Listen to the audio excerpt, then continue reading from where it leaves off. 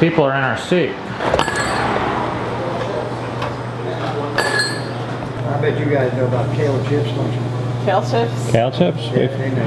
Yeah. I love Wait a kale. minute. It can be good. That was pulled back. It's gone. It's gone. Yeah. Holy smokes. Both of y'all.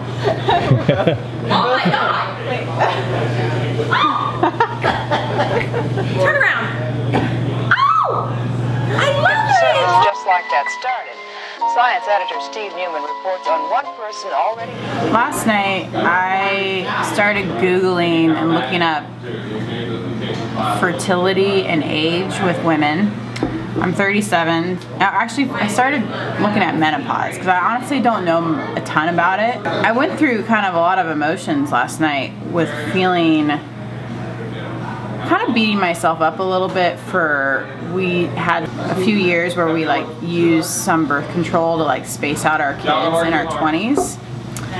And reading this fertility stuff, I'm like, I didn't really know it. Like, I didn't know you're the most fertile in your 20s, and then after 30 it really starts to decline quite a bit. I kind of feel like lied to. Like, our culture just kind of tells you, oh, put off kids, put off kids, put off kids during the most important fertility years of your life. That kind of sucks. I mean, that just like, I feel like that's just like not cool. But it also just shows what our culture believes about children and how they're really for you to like an accessory. If you just want a couple, you could probably have them after you're done with all your other shit. But maybe not, because like fertility is like a real thing. Your body like really is very sensitive to like, I mean, there's just like a science behind all of this stuff.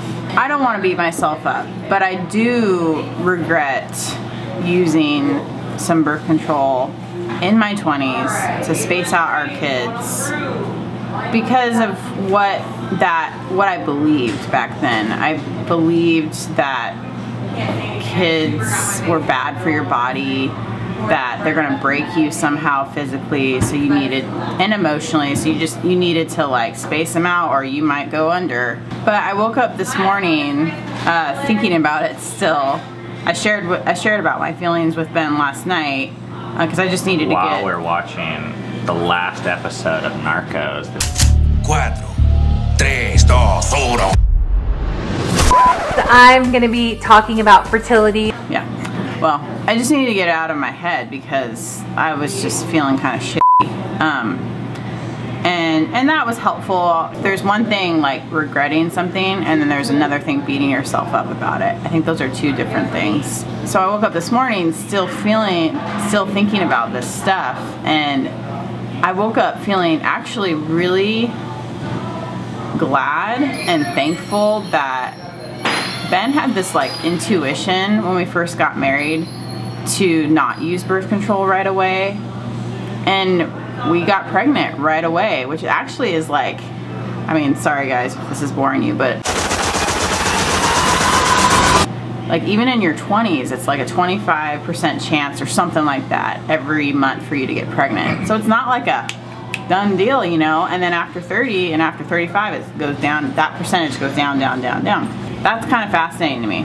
And that's something that no one ever told me about. So I'm like waking up and she's like, oh, I'm so glad you had the intuition not use birth control 16 years ago. And I'm like, don't worry. I'm like, thank you. We're really lied to in our culture about birth control and about kids, and it's not that I'm not bashing birth control, but I am like recognizing that there are these beliefs, and they're very one-sided out there, that talk about like your career and college and, you know, all these things that are more important than kids, and I don't believe that. So I think in a way we got kind of lucky because we didn't believe kids were good, or I had heard this phrase like children are a blessing, but that we were in Seattle, that was like not a thing. I mean, it sounded like one of those archaic beliefs, like God will take care of you. Or it's like, okay, but I've never seen him like strike lightning on anyone. Or it was just like, children are a blessing to accessorize your life. I mean, that's kind of what it was. I mean, we believed it, but we believed a lot of things a lot more. Yeah. But when we got married, we were 20, and all the reasons for not having kids just didn't make sense to me. So people said things like, well, you don't have enough money, but I had never seen anyone starve in America. So I was like, well, I think we'll have enough money, like not to have Nintendos, but to like not die. And people were talking about going to college, but college never really seemed that important to me. So that didn't seem like a good reason to put it off, or even like job, because I didn't know where I was working. We were like, we didn't care about jobs. We wanted to be poor at that point. We just didn't do anything. And then like a month into our marriage, we get pregnant. Like we cried, we were excited, but we didn't, it was just like, whoa, we just made a baby. Like that was cool. We didn't know, we didn't think it was gonna turn into a life or a teenager. We had like no concept of that. Oh, here we go. Yeah. Thank you. And everyone around us was cautioning us against it, telling us we need to finish school. There was no large families or families with kids that had them young. Our friends weren't having kids, so it felt like a really scary kind of thing where we're like, this feels right, but that was all we knew. There was no payback, no pleasure, no benefit. I mean, you see a cute little tiny thing. And when you're 20, like, how do you even know to make the decisions that you might regret 15 years later? I mean, we needed like older people to be speaking into our lives, but we didn't have that. Some family members that we told we were pregnant, they're like, you're not pregnant, are you? I mean, it was like this really negative thing, like, oh crap, your life is over. Yeah. But I just want to like remind people, because not everyone's heard our story. Like if you see our kids now, you might think, oh man, you guys are just anti-birth control and you just love kids and you have this perspective on life that is so different from what you have or society has. But it was not always that way.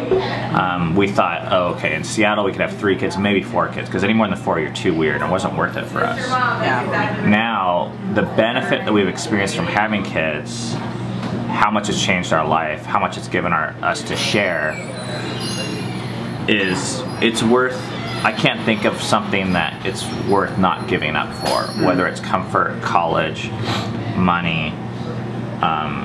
You know, even people are like talking about like, oh, you're gonna be raising kids when you're in your 60s or 50s. Let's say even you do, like you're raising when you're 60.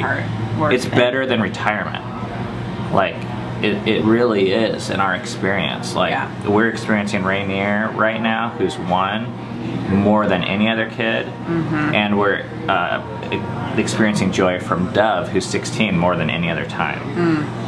You know, at the same time, and everyone in between. I think I'm kind of in mourning, like, of the decision that I made in the past with birth control.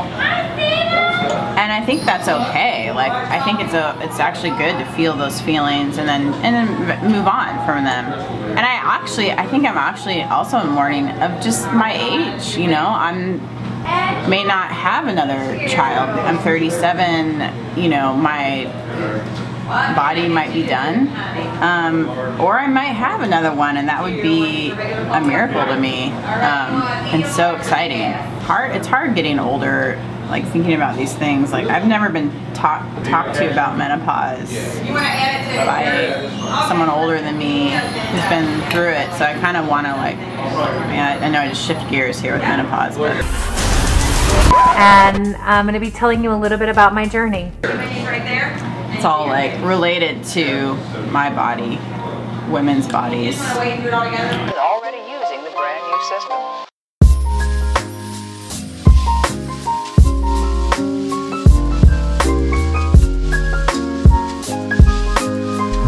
Here it comes, here's his break.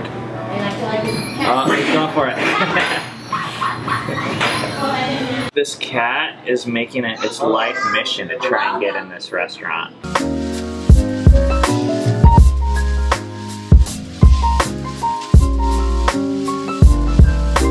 Hello, there, little kitty cat.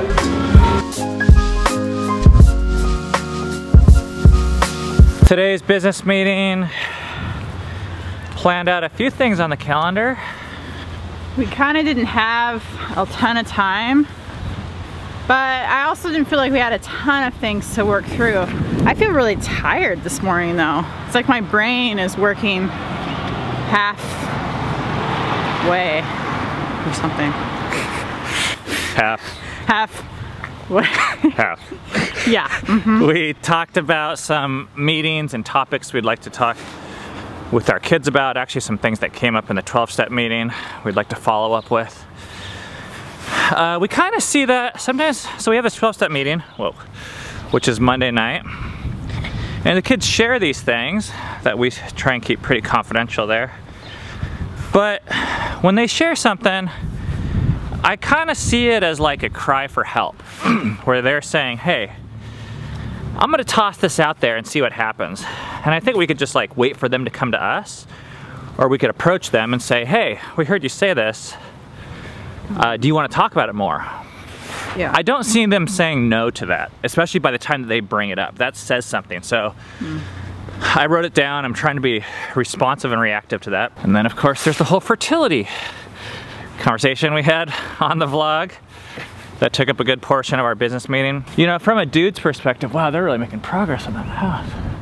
Yeah. I don't have a ton of regret over those time periods, just because I don't regret a lot in my life. I mean, I didn't know what I didn't know, and I actually think it's okay to make mistakes. But back then, I kind of saw, oh, this is like more Cammy's decision, her body.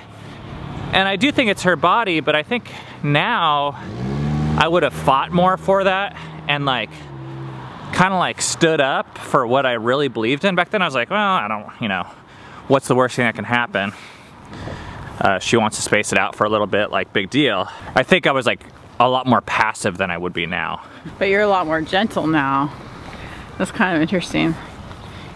You're more aggressive in what you believe, but you're more gentle in how you come across what you believe. And look who's here. Oh, hello. Okay, eye contact, eye contact. I don't think I can do this anymore. Oh, hello there.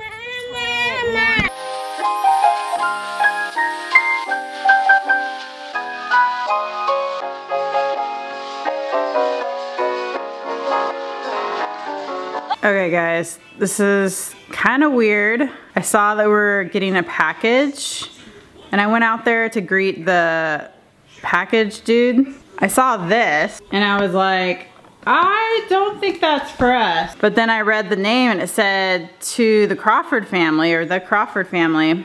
Someone sent us a car seat, which is kind of funny. It's nice too. It's a nice gift. Maybe they thought our car seat was outdated. Wow. If whoever sent this is watching this, thank you. This was really thoughtful of you.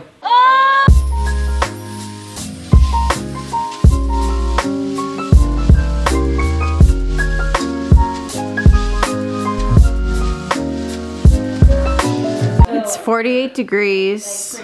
Feels like 44. I'm not looking forward to running in this cold weather because it takes like a mile or two to like warm up. Plus look at my fire right now. Man, that's looking... I want to stay here next to the fire. That's looking toasty.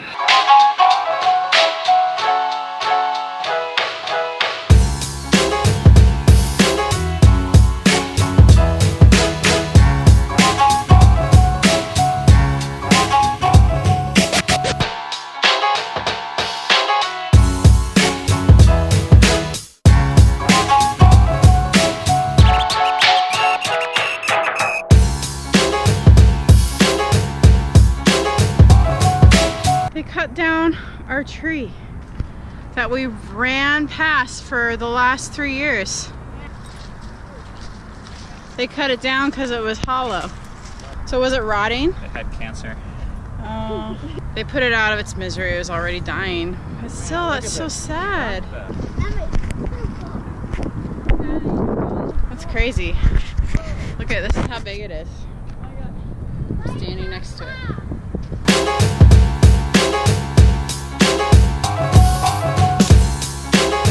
We just got back from running.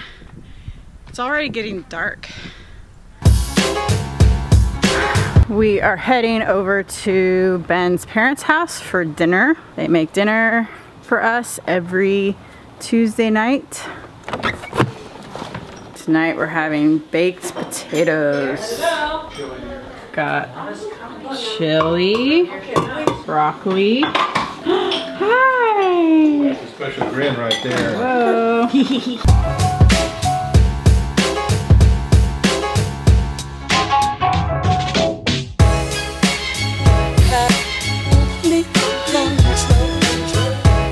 We are getting ready to watch 13 Reasons Why, me and the girls, while Ben and Seven have their guys' night.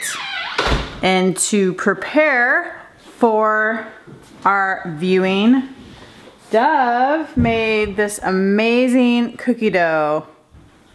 It's like one of the best cookie doughs I've had in a really long time. I think her secret, okay, there's the dough, is she doesn't melt the butter all the way.